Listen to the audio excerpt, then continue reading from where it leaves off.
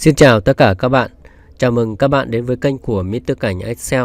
Hôm nay mình sẽ hướng dẫn các bạn cách cài đặt mật khẩu cho sheet Excel và file Excel. Trong quá trình các bạn làm việc, đôi khi chúng ta không muốn chia sẻ các cái thông tin cho người khác, hoặc là chúng ta chỉ muốn cho người khác xem thông tin thôi và không cho người khác chỉnh sửa cái nội dung trong cái file Excel của chúng ta, thì chúng ta có thể cài đặt mật khẩu cho sheet Excel hoặc là file Excel.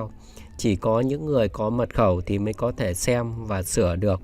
Thì đầu tiên mình sẽ hướng dẫn các bạn cách thiết lập mật khẩu cho sheet Excel. Ví dụ chúng ta có một cái sheet Excel có dữ liệu sẵn như thế này. Thì bây giờ mình muốn thiết lập mật khẩu cho sheet Excel thì đầu tiên các bạn sẽ vào cái thẻ review và các bạn chọn vào Protect Sheet, các bạn chọn vào nó.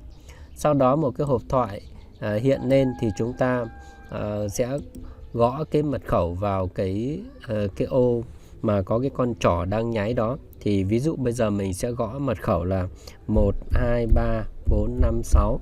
Mật khẩu tùy các bạn, các bạn muốn đặt mật khẩu như thế nào thì các bạn có thể đặt tùy ý. Tuy nhiên các bạn phải lưu ý là các bạn phải nhớ cái mật khẩu này. Sau khi các bạn mà cài đặt cái mật khẩu cho sheet Excel xong thì các bạn sẽ phải lưu giữ cái mật khẩu này ở một nơi nào đó kín, và phải bảo đảm là bạn phải nhớ nó, hoặc là bạn phải lưu giữ nó để khi các bạn cần thì các bạn có thể vào đó để lấy, và các bạn có thể là đăng nhập lại và các bạn có thể chỉnh sửa được cái sheet Excel của các bạn. Nếu các bạn quên thì sẽ rất là khó khăn để các bạn có thể mở và chỉnh sửa được nó ra. Thì đầu tiên cái bước 1 là mình đã nhập cái mật khẩu của mình vừa rồi, là mình nhập số 123456. Sau đó mình sẽ bấm OK. Một cái hộp thoại tiếp theo nữa hiện ra, đây là cái bước mà xác nhận lại mật khẩu của chúng ta. Nếu trường hợp bước này mà chúng ta nhập cái mật khẩu mà nó không giống cái mật khẩu đầu tiên thì nó sẽ báo lỗi, nhưng mà nếu mà mình nhập đúng thì nó sẽ không báo lỗi. Mình nhập một lần nữa là 1 2 3 4 5 6. Sau đó mình bấm OK. Đó. Thì bây giờ các bạn thấy như này, bây giờ giả sử mình nhập một cái ký tự nào thì nó lập tức nó sẽ báo lỗi ngay, tức là nó không cho chúng ta chỉnh sửa. Giả sử mình chọn một cái gì đó, nó cũng không cho chúng ta chọn luôn. Đó, mình nhập thêm nó cũng không cho luôn, nó báo lỗi. Đó, bây giờ mình lưu lại và mình đóng cái file này lại. Rồi, mình có lưu sẵn ở ngoài màn hình desktop này, mình mở lên. Mình bảo vệ cái sheet nào thì cái sheet đó nó có tác dụng ở sheet đó thôi các bạn nhé. Còn các cái sheet khác thì không sao cả. Ví dụ bây giờ cái sheet bên này thì mình vẫn nhập được bình thường các bạn nhé. Nhưng mà cái sheet mà mình bảo vệ này á, thì sẽ không làm được như vậy. Bây giờ mình sẽ nhập. Đó, các bạn thấy chưa? Nó sẽ báo lỗi. Đấy, nó sẽ báo lỗi, nó không cho chúng ta nhập đâu. Thì để nhập hoặc sửa xóa gì đó, các bạn sẽ phải vào review lại và các bạn chọn vào unprotect sheet. Các bạn chọn vào nó và các bạn sẽ nhập cái mật khẩu mà các bạn vừa rồi đặt, là mình nhập số 123456, xong mình bấm OK. Đó, thì lúc này cái chỗ biểu tượng này nó trở về là hiện thành là protect sheet.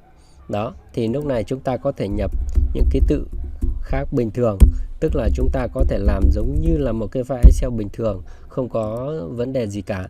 Tuy nhiên là khi các bạn lưu lại, mỗi lần các bạn mở lên thì nó sẽ là yêu cầu như vậy, các bạn lưu ý nhé. Rồi bây giờ mình sẽ hướng dẫn các bạn cách đặt mật khẩu cho cái file Excel của chúng ta. Thì chúng ta sẽ làm như sau. Chúng ta sẽ vào file nhé. Sau đó các bạn sẽ vào Protect Workbook. Đấy, các bạn chọn Protect Workbook này. Đó, sau đó các bạn chọn là chọn cái mục có cái chìa khóa và cái khóa này các bạn nhé. Đó, rồi sau đó chúng ta sẽ nhập cái mật khẩu của chúng ta là 1 2 3 4 5 6. Xong chúng ta bấm OK.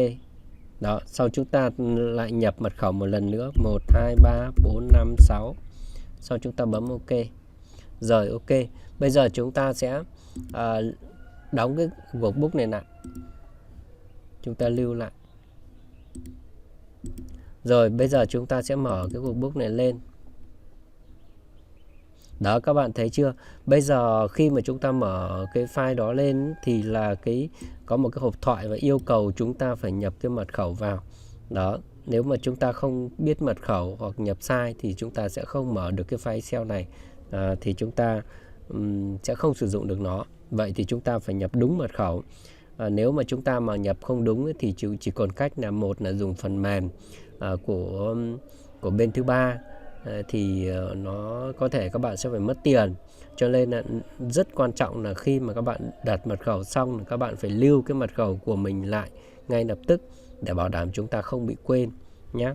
Thì mình nhập cái mật khẩu vừa rồi mình đặt là 123456 123456, bấm OK. Đó, thì cái file Excel của chúng ta nó đã hiện ra bình thường rồi. Thì các bạn lưu ý như vậy, khi mà đặt mật khẩu là các bạn sẽ đặt mật khẩu nó dễ nhớ đối với các bạn một chút. Còn nếu mà các bạn mà đặt mật khẩu khó quá, tức là ngay cả bản thân các bạn mà cũng không thể nhớ được, thì cũng rất là khó khăn cho việc các bạn mở lại cái file đó. Và mình đã gặp rất nhiều trường hợp là khi mà đặt mật khẩu sau đó là họ quên mật khẩu thì dẫn đến là không thể nào mà lấy lại được cái dữ liệu ở trong cái file đó, thì tình huống đó rất là trớ trêu. Cho nên là các bạn rút kinh nghiệm đừng có gặp phải những cái tình huống như vậy. Nếu mật khẩu khó hay dễ gì, các bạn cũng nhớ là một cái quy tắc là khi các bạn đặt xong mật khẩu cho cái file Excel của mình rồi thì các bạn phải lưu nó vào một cái nơi nào đó để các bạn khi mà các bạn cần, các bạn sẽ vào đó để lấy tìm cái mật khẩu đó, và các bạn có thể là mở được cái file Excel của mình để làm việc như bình thường. Các bạn lưu ý như vậy nhé. Rồi, đây là cái bài mà mình hướng dẫn các bạn cách thiết lập mật khẩu cho sheet Excel và file Excel. Nếu mà các bạn muốn học nhiều những cái kiến thức và những cái thủ thuật mà ứng dụng trong thực tế trong công việc, các bạn có thể là đăng ký kênh của mình. Và nếu mà bạn nào muốn học một khóa chuyên sâu từ cơ bản đến nâng cao tin học văn phòng, Excel, Word và PowerPoint luôn ấy, thì các bạn có thể là liên hệ với mình với thông tin ở phía dưới video này để mình có thể hỗ trợ cho các bạn trong quá trình làm việc. Thì mình chuyên dạy cho người đi làm thôi, các bạn lưu ý nhé. Đấy, mình dạy những kiến thức thực tế. Với 15 năm kinh nghiệm đi làm, mình đã đúc kết được rất nhiều những cái vấn đề và những cái tinh túy. Mình đã thiết lập một cái chương trình đào tạo dành cho người đi làm. Nếu mà bạn nào muốn quan tâm thì các bạn có thể liên hệ với mình qua cái số điện thoại ở phía dưới clip video này. Mình là Mr. Cảnh Excel. Xin chào và hẹn gặp lại các bạn.